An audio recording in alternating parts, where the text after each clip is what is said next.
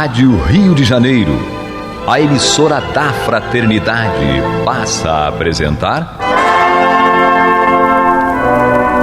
Luz na Penumbra, programa que leva ao seu coração a mensagem da doutrina espírita.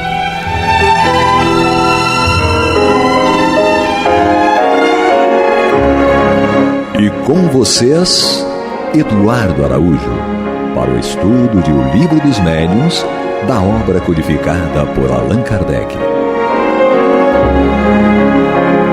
Amigos ouvintes da Rádio Rio de Janeiro, um abraço, que Jesus nos guarde, nos conduza. O Eduardo está chegando, precisou fazer uma pausa emergencial, depois ele fala. Eu não vou entregar, só vou sugerir. Estamos juntos com o Paulo Renato. Paulo. Que Deus nos abençoe, nosso Senhor Jesus Cristo nos inspire.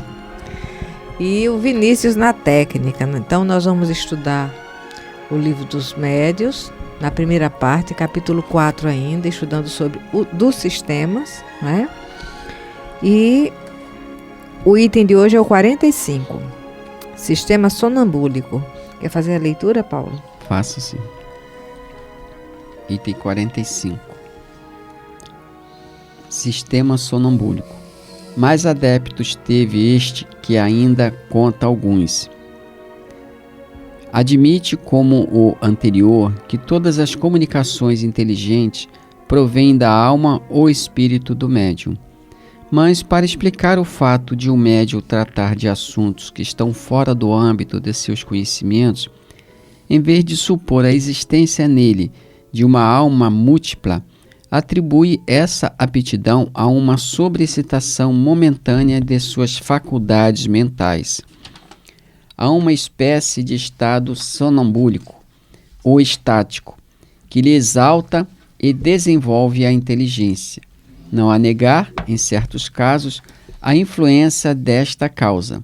Porém, a quem tenha observado como opera a maioria dos médiuns, essa observação basta para lhe tornar evidente que aquela causa não explica todos os fatos, que ela constitui exceção e não regra.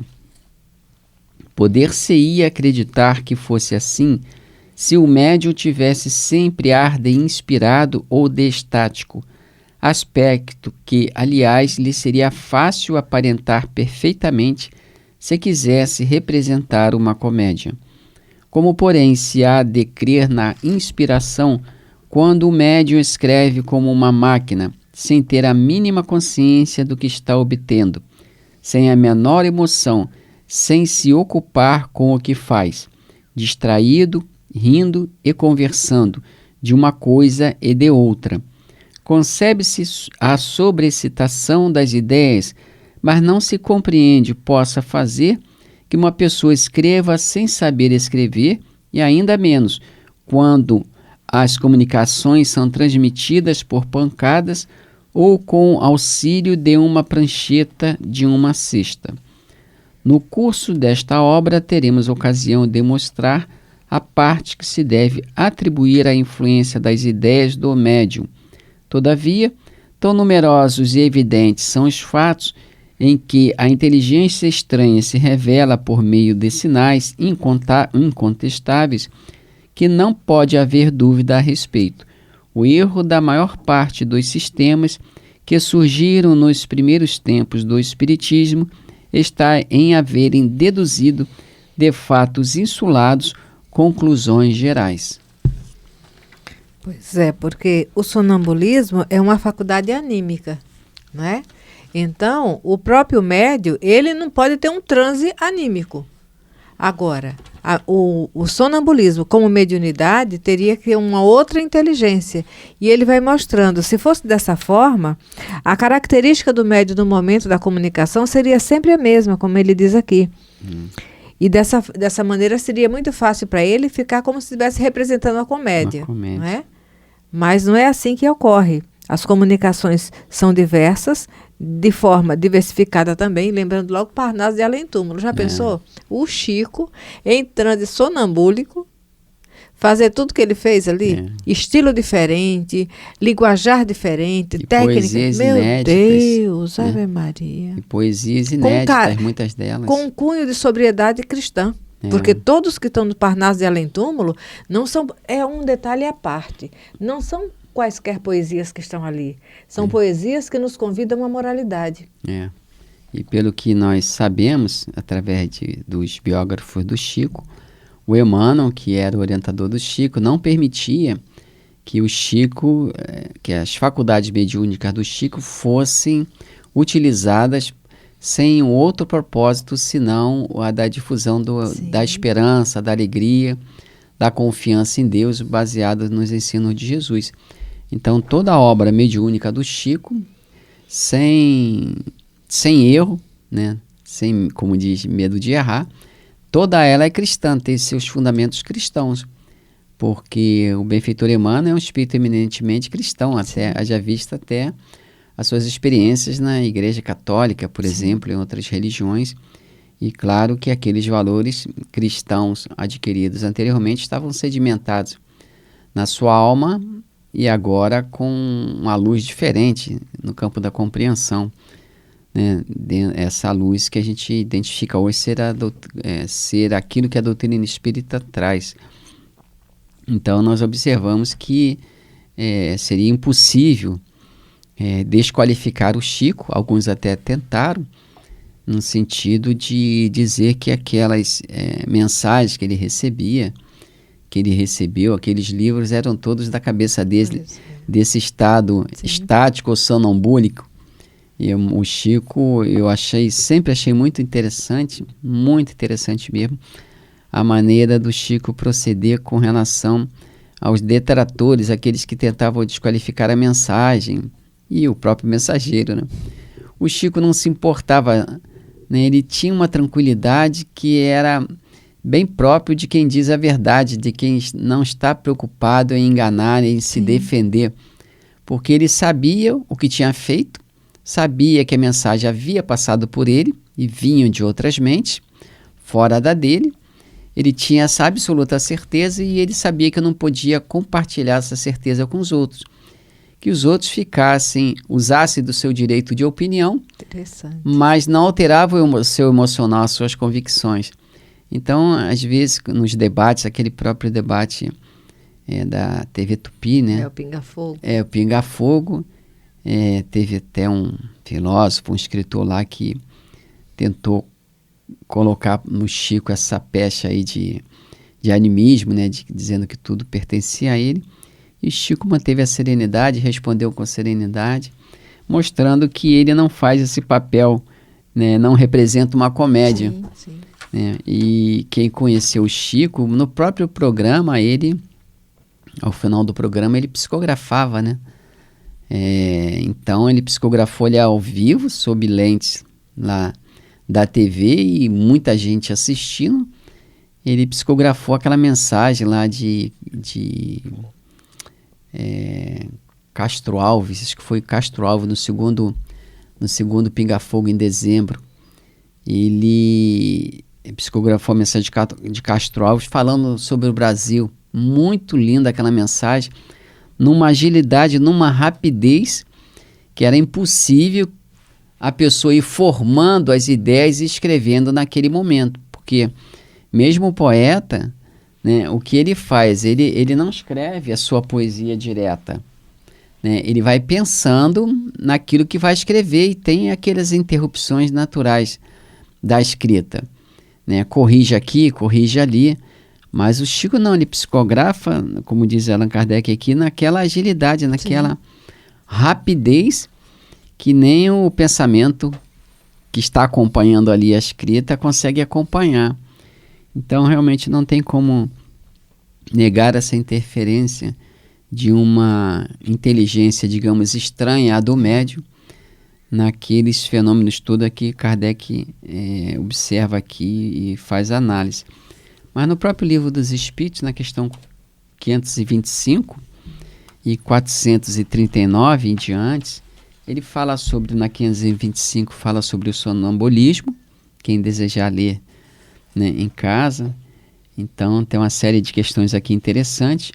E na questão 439, ele fala sobre o êxtase, sonambulismo e êxtase, que é o tema aqui levantado. E na questão 446 ainda do êxtase, Kardec perguntou assim: poderiam tais fenômenos, fenômeno do êxtase, do sonambulismo inclusive, poderiam tais fenômenos adequar-se às ideias materialistas?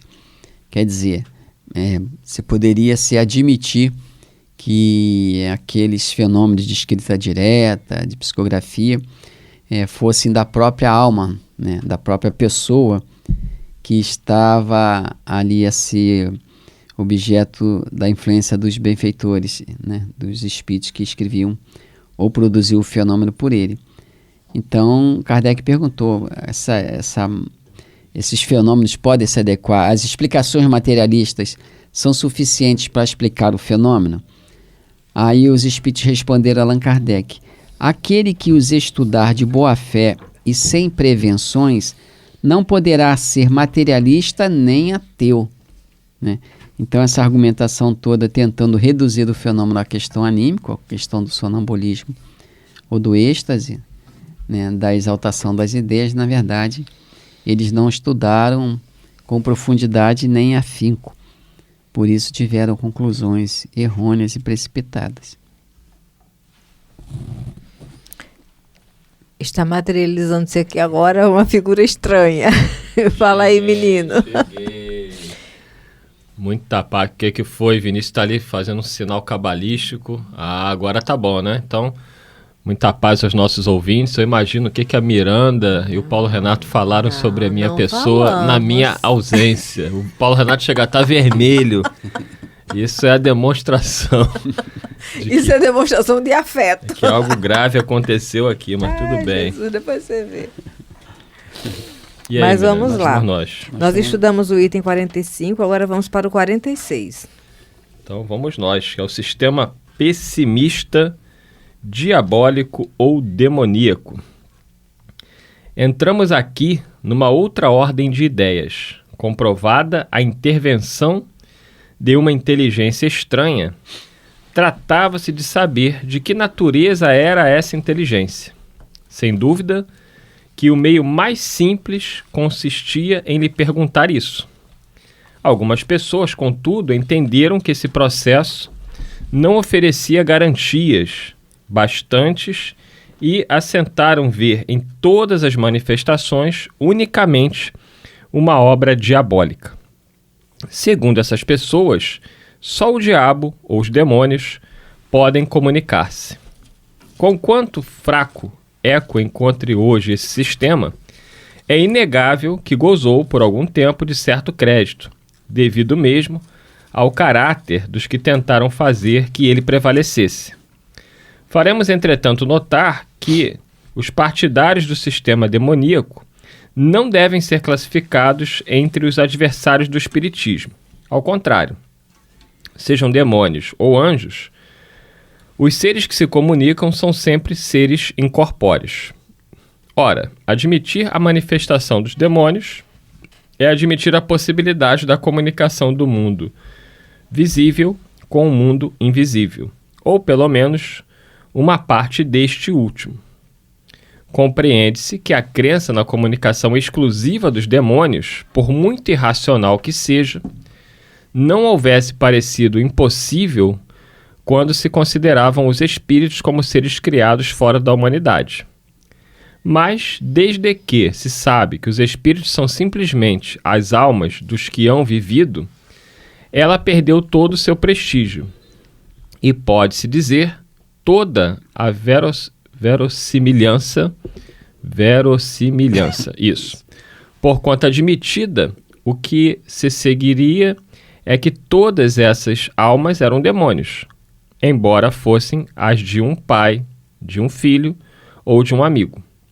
E que nós mesmos, morrendo, nos tornaríamos demônios, doutrina pouco lisonjeira e nada consoladora para muita gente.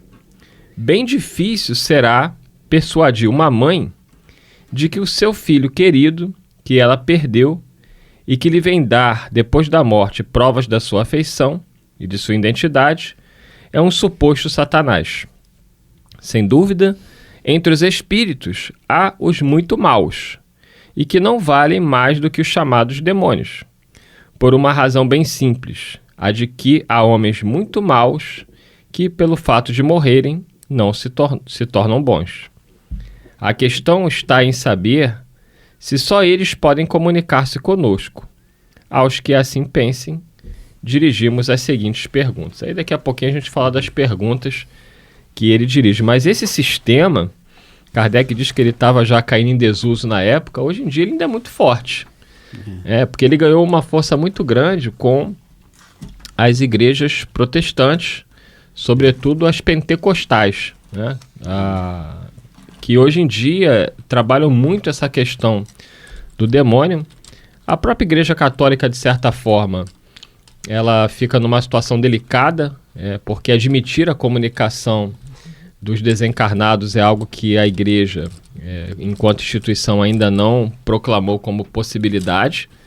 Eles admitem a manifestação também dos anjos, né? Tanto é que eles reconhecem as aparições de Maria e dos santos, como reconhecem a participação dos espíritos maus, que eles também classificam como demônios. Daí até a própria prática do exorcismo, que é adotada pela Igreja Católica, né? Já os nossos irmãos evangélicos, eles entendem claramente que para eles só pode haver dois tipos de comunicações de ordem espiritual: do Espírito Santo ou do próprio demônio, né? Dos demônios, enfim. Quando Allan Kardec coloca isso, nós naturalmente lembramos das mensagens recebidas por Chico Xavier, né? De diversas pessoas desencarnadas de todas as idades, desde crianças até idosos. E essas mensagens, elas trazem um cunho de autenticidade tão grande, que não resta outra alternativa a não ser você reconhecer ou que efetivamente é o desencarnado, né, o ente querido que está ali se comunicando, porque ele dá tantos detalhes, detalhes muito íntimos, muito pessoais, que só a família tinha conhecimento, inclusive muitos desses detalhes totalmente desconhecidos do médium, Chico Xavier no caso, e tantos outros que também já receberam mensagens do mesmo tipo. E o outro lado são aquelas pessoas que dizem que não. Por mais que tenha muitas provas de autenticidade, isso só serve para demonstrar que o demônio, que conhece muito, está ali enganando aquelas pessoas. São os dois caminhos, mas como Allan Kardec coloca, como uma mãe vai dizer que o seu filho que volta para se comunicar, para dizer que lhe ama, é o demônio? Eu conheço companheiros evangélicos. Paulo Renato está jogando pedaços da Bíblia ali. Estou guardando aqui. Está guardando. Eu conheço companheiros evangélicos, né, que têm a mente aberta, que eles dizem: Eduardo, olha, eu sou evangélico, eu amo minha igreja, mas não tem como não reconhecer a realidade das comunicações espirituais. Não há como não reconhecer. Companheiros evangélicos que já tiveram experiências de ver familiares desencarnados. É claro que eles falam isso com muita reserva, não comentam na igreja, muitas vezes não comentam com o seu pastor, por saber que eles talvez não compreenderiam, né? E eles... Teve até um amigo evangélico que ele me disse: olha, Eduardo, eu tive uma experiência de ver a minha mãe, e eu sei que era minha mãe, mas se eu falar na igreja, eu prefiro não falar, porque o pastor vai dizer que era o demônio, e eu não quero que ele chame a minha mãe de demônio. Sim. Nós entendemos, né, que tudo tem o seu tempo, o amadurecimento vai vindo, né, devagar, mas ele vai chegando, e os nossos companheiros evangélicos, católicos, no futuro ficarão felizes em reconhecer que não é que eles estivessem errados, mas que eles interpretaram de uma maneira diferente, mas com certeza ficarão muito felizes de saber que é possível essa comunicação, esses encontros, seja através de uma mensagem, seja através do sonho, né? Então acho que de alguma forma essa teoria, né, desse sistema pessimista, diabólico ou demoníaco, com o tempo, né, com o passar dos anos, isso vai sendo substituído pela racionalidade que a doutrina nos traz, dessa possibilidade da comunicação entre vivos e desencarnados. Se eu não me engano, o Divaldo Pereira Franco conta até uma história a esse respeito, do seu confessor lá na igreja, que sabia, né, tomou ciência de que Divaldo via os espíritos, e ele veio com esse discurso de que eram demônios e tal. Certa feita, dizia Divaldo que estava na igreja lá conversando com o padre, e ele viu um espírito entrar de uma mulher. Aí Divaldo falou para o padre, tá entrando uma senhora assim, tal, espírito. Aí o padre teria dito para ele: não, meu filho, o diabo não entra na casa de Deus. Aí Divaldo descreveu a mulher e falou que ela dizia que era a mãe dele, né? Então, na descrição, o próprio padre falou: não, a mamãe, receba. Pode, Mãe é mãe mesmo morta. É interessante. Então o padre teve que dar o braço a torcer. Né? Por causa que Kardec fala aqui, né, das descrições, das características, da perfeição, digamos assim, dos detalhes que o médium não teria como ter ciência. Então, como diz aqui, a mãe sabe quem é o filho, né? Então, os detalhes, essa psicografia digamos assim, de identidade é muito difícil, porque ela envolve uma série de detalhes que exigiria um médium muito flexível. Mas no Carta de Paulo aos Filipenses, eu estava dando uma olhada aqui, no capítulo 1, item 17 e 18, ele fala assim: aqueles, contudo, falando que muitos pregavam a Jesus por discórdia, né, por espírito de sistemas, e ele fala aqui: aqueles, contudo, pregam a Cristo por discórdia, insinceramente, julgando suscitar tribulação às minhas cadeias. Todavia, que importa, uma vez que Cristo, de qualquer modo, está sendo pregado, quer por pretexto, quer por verdade. Também com isto me regozijo, sim, sempre me regozijarei. Então é o que Kardec fala aqui.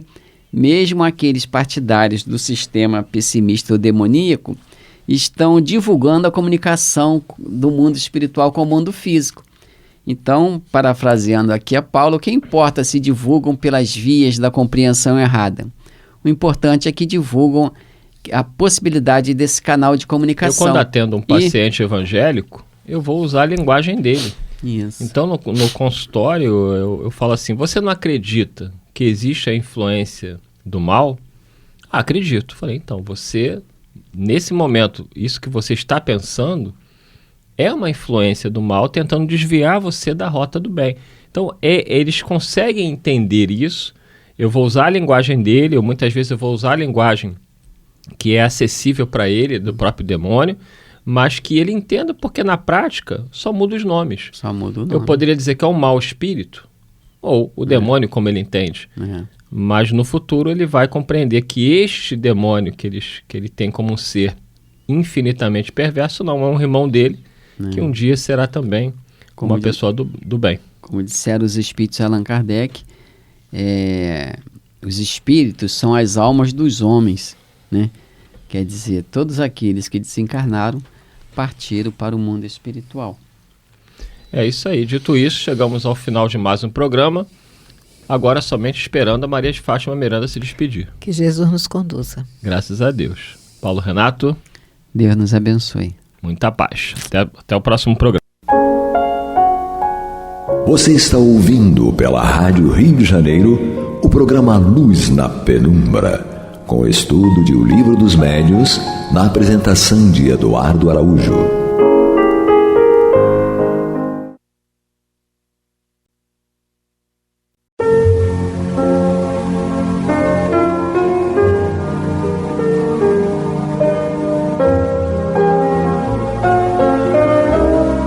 A Rádio Rio de Janeiro está levando ao seu lar e ao seu coração a mensagem consoladora da doutrina espírita, através do programa Luz na Penumbra. E agora com vocês, Amaury Santos e Astênio Oliveira, para comentar os textos da Revista Espírita de Allan Kardec, no período de 1858 a 1868. Olá, meus amigos, meus irmãos. Estão notando a voz, né? Como tá? Tô eu e o Rastênio com problema de fala em função de gripes, essas coisas. Mas não vamos nos abater com isso e vamos em frente. Estamos aqui mais uma vez, eu, Amaury Santos e Astênio Evangelista de Oliveira, falando sobre a Revista Espírita de 1858 a 1868. E dando continuidade aos temas, né, Astênio? Sim. Faz uma retrospectiva. Hoje nós vamos pegar um outro texto de Kardec na Revista Espírita de março de 1858 a respeito do Sr. Home, é o segundo artigo. Nós já tínhamos estudado um primeiro artigo nessa do Sr. Home, hoje vamos ver o segundo artigo. Vamos em frente, então. Vamos? Então, tomara que a tosse deixe eu falar. Né? Vai deixar assim. Bom, então o Kardec até menciona aqui, vê o número de fevereiro de 1858, porque lá teve o primeiro artigo sobre o Sr. Home, né? Então o Sr. Home era um médium de efeitos físicos espetacular, né? Ele, não apenas os móveis, por exemplo, se movimentavam, subiam e desciam, iam de um lugar para outro e tal, como ele próprio subia, né? Ele levitava, né? Levitava. Né? Então, Kardec, nesse segundo artigo sobre o Sr. Home, ele fala o seguinte: como dissemos, o Sr. Home é um médium do gênero daqueles sob cuja influência se produzem mais especialmente fenômenos físicos, sem por isso excluir as manifestações inteligentes. Então a gente verifica que Kardec destaca que o Sr. Home ele era um médium mais preparado, adequado para a realização de fenômenos físicos, para a ocorrência de fenômenos físicos, né? Ele fala, sem por isso excluir as manifestações inteligentes.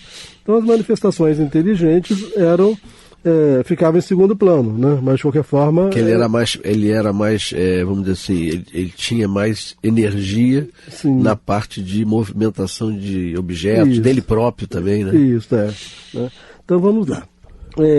Todo efeito que revela a ação de uma vontade livre é por isso mesmo inteligente, ou seja, não é puramente mecânico e nem poderia ser atribuído a um agente exclusivamente material. Então Kardec está dando aqui uma explicação importante, né? Todo efeito que revela a ação de uma vontade livre é por isso mesmo inteligente, ou seja, não é puramente mecânico e nem poderia ser atribuído a um agente exclusivamente material. Mas daí às comunicações instrutivas de elevado alcance moral e filosófico há uma distância muito grande, e não é de nosso conhecimento que o Sr. Home as obtenha de tal natureza.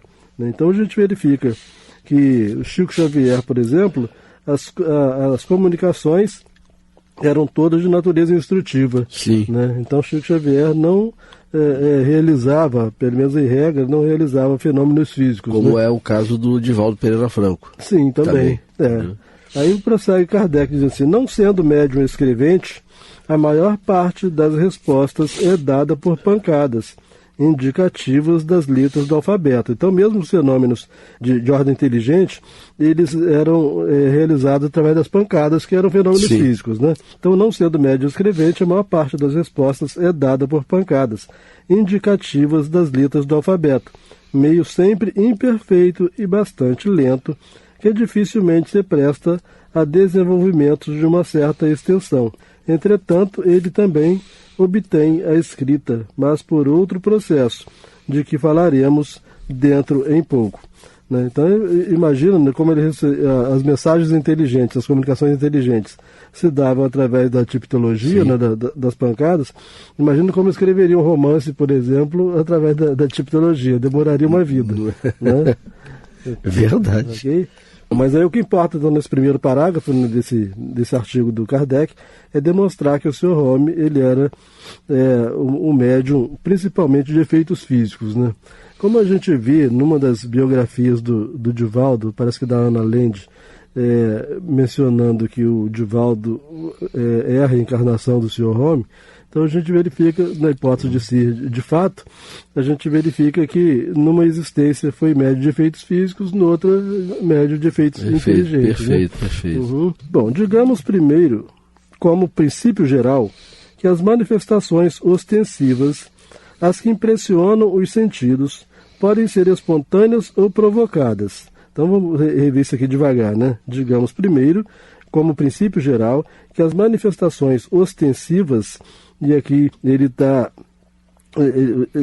não está dizendo assim, se essas manifestações ostensivas se seriam inteligentes ou se seriam puramente físicas, né? Então, digamos primeiro, como princípio geral, que as manifestações ostensivas, as que impressionam os sentidos, podem ser espontâneas ou provocadas. Quer dizer, os espíritos podem provocar os fenômenos sem que nós tenhamos pedido e podem ser provocados, né? Eles realizam os fenômenos em razão de nós termos solicitado. Bom, as primeiras, as espontâneas, né, são independentes da vontade. Por vezes ocorrem mesmo contra a vontade daqueles que lhes é objeto, e ao qual nem sempre são agradáveis. Né? Você chega no ambiente e aí começam a se levantar as mesas, etc. Isso não pode não ser... é muito aconselhável, né? Não é muito agradável, porque espanta também quem estiver no ambiente com ele, que não está preparado para esse tipo de situações. Sim, isso deve gerar para o médium muito desconforto. Né? Muito desconforto. Principalmente se ele não pode controlar. Né? Sim, que é o caso, né? Então são frequentes os fatos desse gênero, e sem remontar aos relatos mais ou menos autênticos dos tempos recuados, deles a história contemporânea oferece numerosos exemplos, cuja causa, ignorada em seu princípio, é hoje perfeitamente conhecida. Então, os fenômenos são antigos, as causas é que não eram conhecidas, né? Na época. Então, ele fala assim, cuja causa, ignorada em seu princípio, é hoje perfeitamente conhecida. Tais são, por exemplo, os ruídos insólitos, o movimento desordenado dos objetos, as cortinas puxadas, as cobertas arrancadas, certas aparições, etc. Né? Como nos antigos castelos, né? Isso acontecia, né? Com certeza. E ainda acontece, né? Acontece. Porque quem mora nessas regiões que tem esses castelos ainda, né? Medievais, a gente sabe que existem espíritos que ainda estão aprisionados porque querem ficar naquela situação, e isso tudo é respeitado dentro desses ambientes onde viveram. Sim, as pessoas ouvem normalmente arrastar correntes. Isso, né? Perfeito. E barulhos de lugares que não deveriam ter barulho nenhum, né? Bom, algumas pessoas, e a gente vê nos estudos até da própria Revista Espírita, e outros pontos da Revista Espírita, os espíritos habitantes desses palácios, desses castelos, etc., e até de casas comuns, dão bofetadas às vezes das pessoas. A bofetada vem, você sente a bofetada e não sabe de onde veio. É verdade, né? E coisas que acontecem, tipo assim, você chega em casa, coloca um objeto em tal lugar, aí daqui a pouco, quando você volta, o objeto está num outro local. Gente, eu coloquei aqui, aí você começa a ficar com dúvida. Mas são pessoas que já viveram ou vivem ainda dentro daquele lar e geram esse tipo de situações que muitos de nós, corriqueiramente, nem ligamos. E não, acho que eu botei aqui mesmo, tal, mas acontece. Isso acontece com muita frequência. Bom, algumas pessoas são dotadas de uma faculdade especial que lhes dá o poder de provocar esses fenômenos, pelo menos em parte, por assim dizer, à vontade. Então, algumas pessoas podem provocar, certamente que elas podem provocar, mas elas dependem de serem secundadas pelos espíritos, né? Sem a vontade dos espíritos, nada vai acontecer, né? Então, algumas pessoas são dotadas de uma faculdade especial que lhes dá o poder de provocar esses fenômenos, pelo menos em parte, por assim dizer, à vontade. Essa faculdade não é muito rara e de 100 pessoas, 50 pelo menos a possuem em maior ou menor grau. Interessante esses números aqui de Kardec, né? Porque parece que com o tempo o número de médios fenômenos, né? Esse fenômeno diminuiu, né? Sim, você vê hoje, né? Em pleno século XXI, é raríssimo, né? Sim, porque eu acredito que isso aí exatamente são as mudanças que a própria doutrina e os fenômenos. Então, aqueles que, como o Sr. Home, faziam esse tipo de fenômeno naquela época, era para impactar. Sim. Né? Agora, hoje, não precisa. Era para chamar a atenção, né? Exatamente. Quem ainda hoje, depois de tantos ensinos, ainda precisa ser chamado a atenção por barulho, não está merecendo ser chamado a atenção de nada. Exatamente, né? Você está certo. Então, essa faculdade não é muito rara, e de 100 pessoas, 50 pelo menos a possuem em maior ou menor grau. O que distingue o Sr. Home é que nele a faculdade está desenvolvida, como entre os médios de sua espécie, de uma maneira, a bem dizer, excepcional. Alguns não obterão senão golpes leves ou o deslocamento insignificante de uma mesa, enquanto, sob a influência do Sr. Home, os ruídos mais retumbantes fazem-se ouvir, e todo o mobiliário de um quarto pode ser revirado, os móveis amontoando-se uns sobre os outros. Olha só. Não é um simples movimento, né? É um movimento geral mesmo, né? Por mais estranhos sejam esses fenômenos, o entusiasmo de alguns admiradores, muito zelosos, ainda encontrou jeito de os amplificar por meio de pura invenção, né? Então, fake news, né? Fake news. Então, além do próprio fato, do próprio fenômeno ser extraordinário, as pessoas ainda inventavam ainda em cima desses fatos, né? Com certeza. Bom, por outro lado, os detratores não ficaram inativos. A seu respeito, contaram todo tipo de anedotas que só existiram em sua imaginação. Eis um exemplo, né? Então, o pobre do Homer ganhava como é que pode ser? Perseguições, né? Sim, perseguições gratuitas. Então, como aconteceu também, né, Arsenio, com as irmãs Fox, né? Sim. Porque elas não eram nem espíritas, não, né? E dentro da casa havia um monte de barulho. Sim. Claro, depois se descobriu a causa, etc. Mas até então os fenômenos ocorriam sem que elas tivessem acesso. Mas eram elas as que provocavam, quer dizer, para que aquele espírito se manifestasse. Sim. Né? E é o caso dele. O próprio Sr. Home não era espírita, né? No sentido de que não era um estudioso. Isso, né? Exatamente. Era médium. Não controlava o fenômeno. Sim, O senhor Marquês de... O Kardec está falando aqui de um exemplo que ele vai dar, que ele fala assim, contaram todo tipo de anedotas que só existiram em sua imaginação. Aí traz um exemplo desse tipo de perseguição, de anedotas, esse tipo de coisa. Então ele fala assim, o senhor Marquês de... pontinho, pontinho, uma das personagens que mais interesse demonstraram pelo Sr. Home, e em cuja residência o médium era recebido na intimidade, achava-se um dia na ópera com este último, como Home. Né? Então o Marquês estava numa ópera em companhia do Home. Né? Na plateia superior estava o senhor D.P., pontinho, pontinho, um de nossos assinantes, e que conhece a ambos pessoalmente. Então estavam ali o Sr. Home, estava o Marquês, né, que era amigo do Sr. Home, estava esse senhor D.P., que era assinante da Revista Espírita, né, e que conhecia tanto o Marquês quanto o Sr. Home pessoalmente. Tá?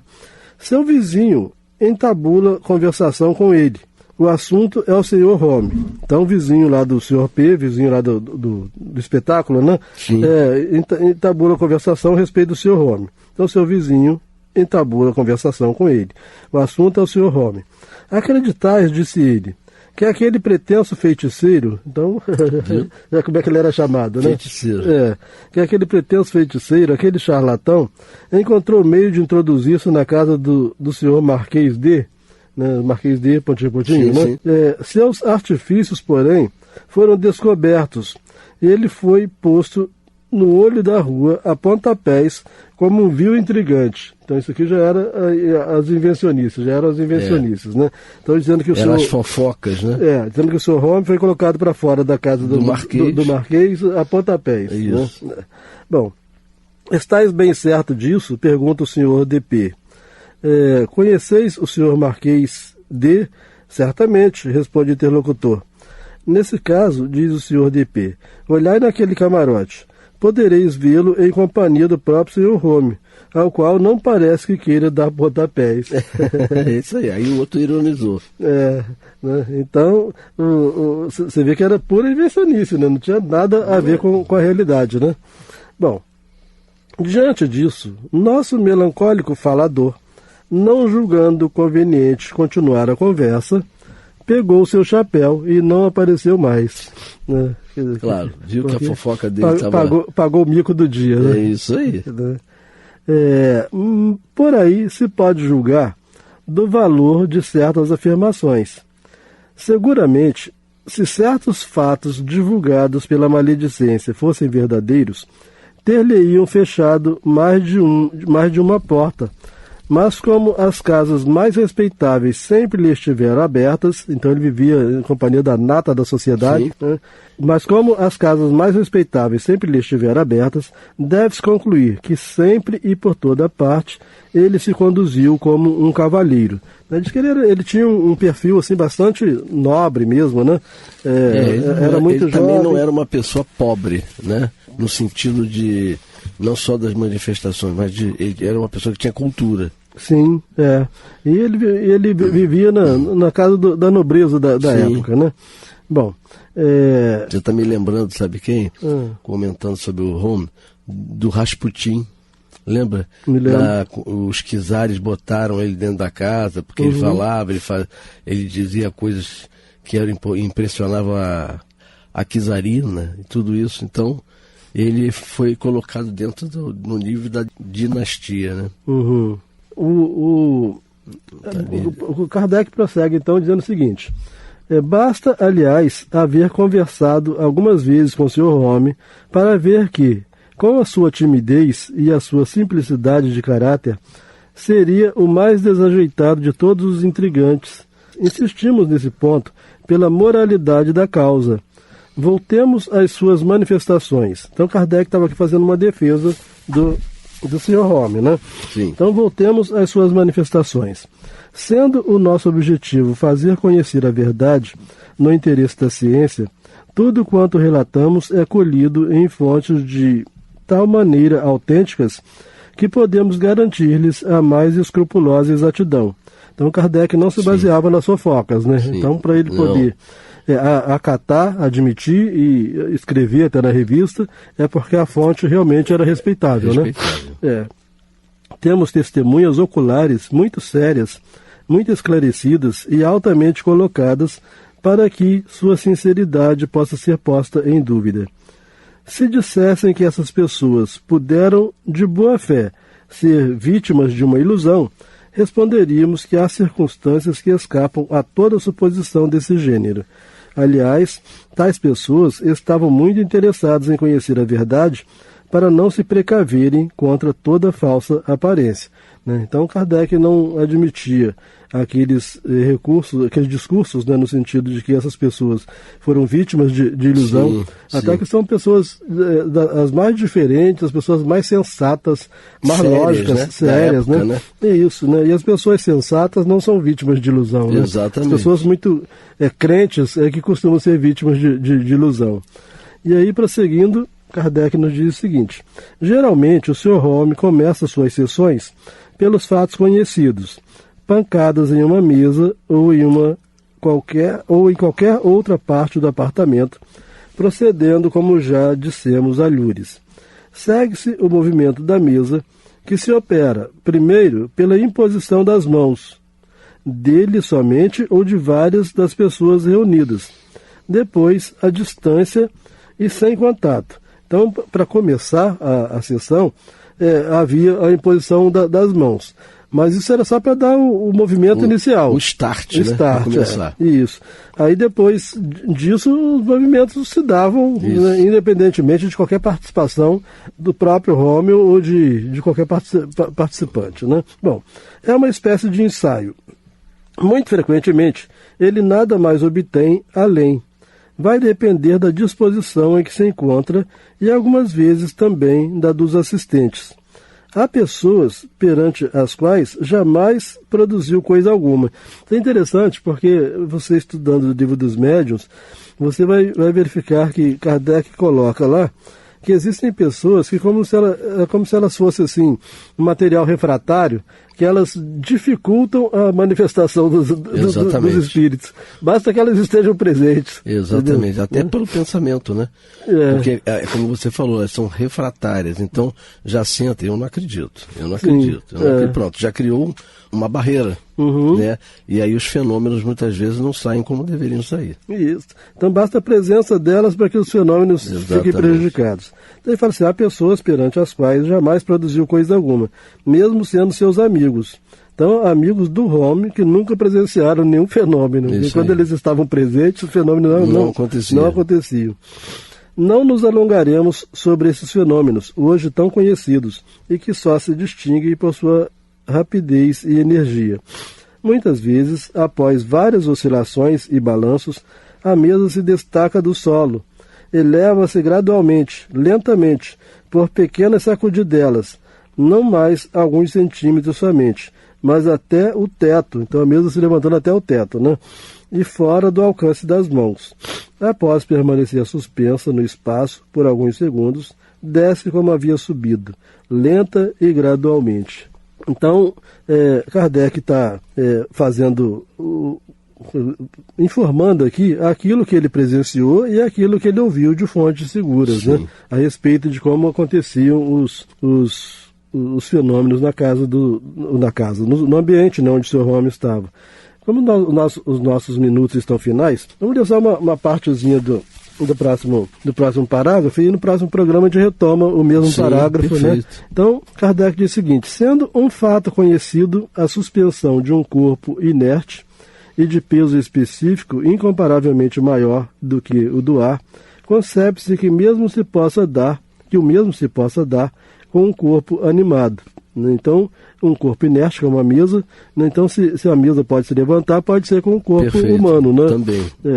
Então, não nos consta que o Sr. Home tivesse agido sobre alguma pessoa além dele mesmo. Então, ele fazer outra pessoa se erguer no ar, né? Ele mesmo se erguia. Tivesse agido sobre alguma pessoa além dele mesmo. E ainda assim, o fato não se produziu em Paris, mas verificou-se diversas vezes, tanto em Florença como na França, especialmente em Bordeaux. Aqui ele está falando do fato dele mesmo se levantar, né? Okay? Na presença das mais respeitáveis testemunhas, que poderíamos citar, se necessário. Né? Então, Kardec diz, bom, nesse momento não sendo necessário, ele não citou os nomes das testemunhas, mas se necessário, ele poderia citar. Bom, mas estamos chegando ao final, né? Vamos ter que dar continuidade ao que você está falando, né? E vamos continuar o estudo a partir do próximo programa, nesse início de tema que você fez. Sim. Então, meus irmãos, nós estamos nos despedindo. Eu, Amaury Santos e Astênio Evangelista de Oliveira. E agradecendo o auxílio muito importante do nosso irmão Kleber, atrás das câmeras aí para nos ajudar, ok? Um abraço, fiquem com Deus.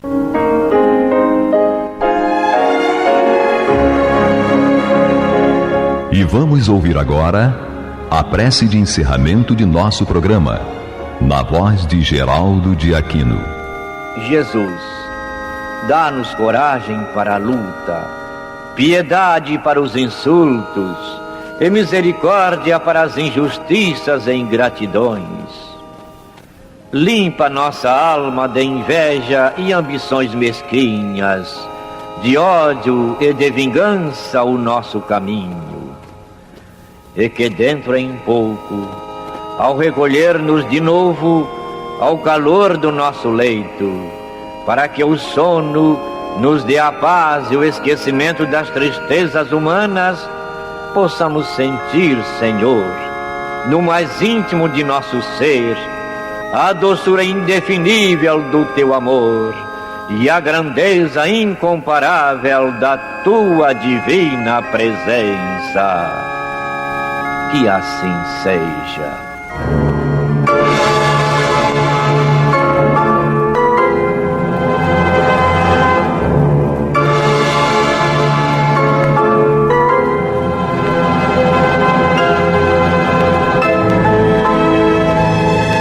acabamos de apresentar o programa Luz na Penumbra, que voltará a ser apresentado amanhã às 21 horas nesta emissora.